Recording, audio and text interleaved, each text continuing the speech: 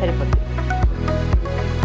So మనం fish వేసిన తర్వాత మళ్ళీ సాల్ట్ వేసి చూసుకోవడం కలుపుకోవడం ఇవన్నీ కాదు ఇంకా అసలు ఇంకా వేసేదంతా ముందే వేసే. అవును.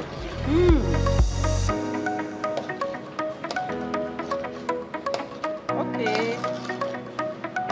సో హార్డ్లీ 15 minutesలోనే అయిపోయేటువంటి రెసిపీ ఇది. స్పెషల్గా దీనికి కావలసినటువంటి ఇంగ్రీడియంట్స్ చాలా పెద్దగా కూడా ఏం లేదు, ఇప్పటిదాకా మన ఇంట్లో ఉన్న వాటన్నిటిని యూస్ చేసుకోవడం. అండ్ మసాలా పౌడర్ దీనికి చాలా కీ ఇంగ్రీడియంట్ అనేది మసాలా పౌడర్. అందులోనూ ఇప్పటిదాకా మనం చూసేటువంటి నాన్ వెజ్ ఐటమ్స్ అన్నిట్లలోనూ లవంగాలు, దాల్చిన చెక్క ఇలాంటివన్నీ వేస్తాము. బట్ అవన్నీ లేకుండా కేవలం ధనియాలు, మెంతులు, జీలకర్ర, ఆవాలు దాంతో మాత్రమే చేసేటువంటి మసాలా పౌడర్ ఇది.